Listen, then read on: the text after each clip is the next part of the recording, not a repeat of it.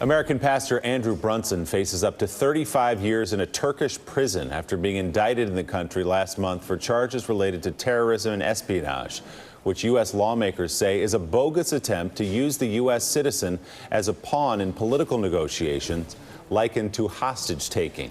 Jailed in Turkey since October of 2016, Pastor Brunson was ordered to remain behind bars during a second court appearance on May the 7th, while his case has been adjourned until mid-July.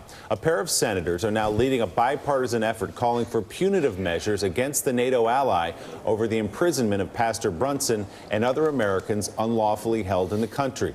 Republican Senator James Lankford of Oklahoma and Democratic Senator Jeane Shaheen of New Hampshire join us now from Capitol Hill. Senators, thanks so much for being with us. Senator Shaheen, I'll start with you. I think most Americans are not familiar with the details of Pastor Brunson's case. Can you just lay it out in basic terms why he's being detained? Well, he's basically being held hostage by President Erdogan, and Erdogan has been so bold as to say, I will trade you your pastor for my pastor, meaning Fethullah Gulen. Pastor Brunson is a missionary in Turkey. He's been there for 23 years, practicing his faith in his church. He has done nothing wrong, and this is a blatant attempt to blackmail the United States, and we are not going to stand for it, and that's why Senator Lankford and Senator Tillis, who has also worked closely with us, are doing everything we can to send a very strong message to Turkey that this is not acceptable. This is our NATO ally. They're supposed to be on our side. Yeah, Senator Lankford, we expressed some concerns after the hostages that were taken in North Korea came home, used as a bargaining chip, and that being celebrated as positive behavior by North Korea. Are we beginning to see this hostage taking by states, supposed allies and enemies alike, as a new way to bargain with the United States and this administration? Yeah, this has been ongoing for a while. He has been held since October of 2016, Pastor Brunson has, and the hostages that were in North Korea have been held since 2016 and before as well. So this is a very long-term issue. And I said on the Senate floor just last week, I thought I would never say I want Turkey to act more like North Korea and actually release our hostages. It seems like a very odd thing to say to a NATO ally. You should see the transcripts for the actual trial itself. They're bringing in secret witnesses from prisons and saying, someone else in my prison I heard say something about Pastor Brunson. There's no eyewitness testimony. There's no actual facts here. And all of the people that Pastor Brunson has asked to be able to bring as witnesses, the court is saying those individuals are suspects as well. And so we won't allow anyone to testify on your behalf. So this is a completely invented kangaroo court that's there to try to be able to prove some sort of point against the United States. And again, they've held him since October of 2016. They continue to be able to press in this. So let me throw this question to both of you, and it has to do with our problem with Turkey. You know, 5, 6, 7 years ago, many people believed that Turkey could possibly be the bridge between Europe and the Middle East. There was great hope, but the situation keeps getting worse. You talk about the religious persecution that you all are fighting. Thank God you are. But also journalists are more repressed in Turkey than any other nation on the face of the earth. You all know that Turkey was the highway through which ISIS got into Syria. What do we do with a problem like Erdogan when Turkey is in such a critical place for American national security concerns? Well, I think we need to do two things. First, we need to send a very strong message when they act inappropriately. That's why it's important for the president, for Secretary Pompeo, to let them know that human rights violations are not acceptable. And we also need to continue to work with them. As you point out, they are very important. We have a very important air base in Turkey, and we need to try and get them back into the fold, but we need to also let them know when their actions are unacceptable. Good morning, Senator Shaheen. Peggy Noonan here. Good morning. I'm wondering, you are on the Foreign Relations Committee. As you hear what you hear and read what you read, tell me, how do you read Erdogan? What's he about? Well, I think he was very shaken by the coup attempt in Turkey, and that means that he has doubled down on his authoritarian tendencies.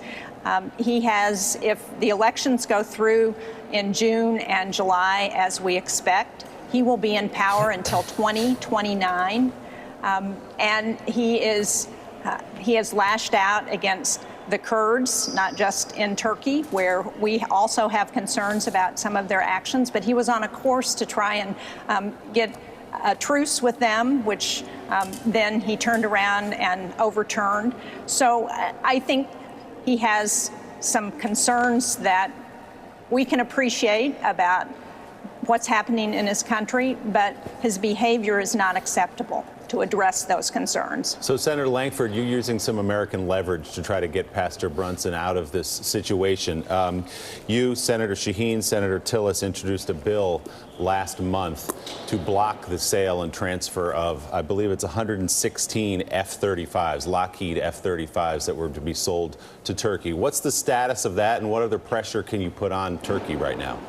We're working with the House Armed Services Committee, with the Senate Armed Services Committee for the National Defense Authorization, make some very clear lines here. This is a NATO ally, as Senator Shaheen mentioned, that we've been very close to, that have been someone that we have partnered with on the fight on terrorism, and we understand they're in a very tough neighborhood. They border with Syria. They have terrorists on their border. They have a lot of issues that are there, but it's completely unacceptable what they're doing. So we're putting sanctions on the individuals that are actually trying to convict falsely Pastor Brunson. So those individuals within the court, those individuals within the community, naming them by name to be able to put sanctions on those individuals. We're also trying to be able to cut off military sales to them and to continue to put some American pressure. I would tell you, as an American businessman right now, I would not recommend going to Turkey for business. We have Americans that are picked up, swept up, put in false charges, and put in prison. I could not explain that to one of my employees in the days ahead and to their families why I have an employee in Turkey that's been swept up. So this has been a good place for business. Turkey has changed over the last 2 years, and we need to pay attention to that and not try to increase business and investment there until we know who Turkey's going to be, until we know Americans can be safe when they travel to Turkey. Senators Jonathan Lemire, I wanted to get you both on this. Perhaps Senator Lankford, you first. Switching gears, the president in recent days has described the Spygate, what he has said is an effort to infiltrate his campaign. He's accused the FBI and Department of Justice of misconduct. I wanted to get your take on whether you feel like that's an appropriate measure thing for him to say, and also what do you believe these briefings today? This is a pretty unprecedented step. Should this be happening? What concerns does it raise for you both, or do you agree with the president's steps? Letting Congress know what's happening and getting them access to documents, I don't think is inappropriate. We have the two chairmen of House committees that had made initial requests. Their requests were fulfilled. After those requests were fulfilled and the White House and Department of Justice said, I'm going to meet those requests, then the Gang of Eight also said, okay, we want to be able to see that as well. That's a leadership, both majority and minority in the House and the Senate, and also the intelligence leadership, majority and minority, both House and Senate. Those 8 individuals will obviously see it if the other 2 chairmen are going to see it as well. The real question that's here is, when did the probe start? And that's what everyone's trying to be able to get to as a key issue as part of this. And I know the president calls it Spygate, and you could have all kinds of terms there to be able to talk about it. But the real question is, did the probe begin after individuals were looking at the campaign, or were there suspicions that were there, and so then they went to go investigate it? The timing is still a little murky to be able to find out. The key thing is to see the documents and say, when did this begin and how did it begin? I agree with Senator Lankford that access to information by Congress is always important. But the president has thrown out an allegation here with absolutely no evidence to support it. And as part of that, he's attacked the FBI, he's attacked the Justice Department, he's attacked our intelligence agencies, and he's really undermining the rule of law in this country. And that is not acceptable, and it's not in the interest of America. Senator Jeane Shaheen, Senator James Lankford, thank you both. Joe?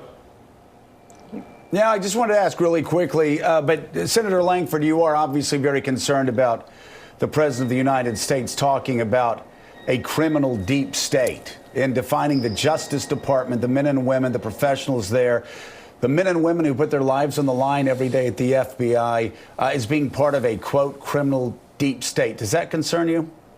It does concern me. I would agree with Senator Shaheen. We have a lot of great people that work with the FBI and Department of Justice. Some of those are all of our neighbors that live around us, and we know people at home that work with the FBI, and we know people nationally. These are folks that really do put their lives on the line every single day for our families. They do some very hard work against gangs, against criminal networks, transnational criminal organizations.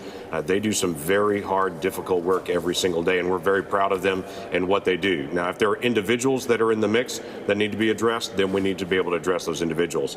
But by and large, on the whole, these are great folks that are there. And those attacks undermine the national security of this country. So let's be clear about that.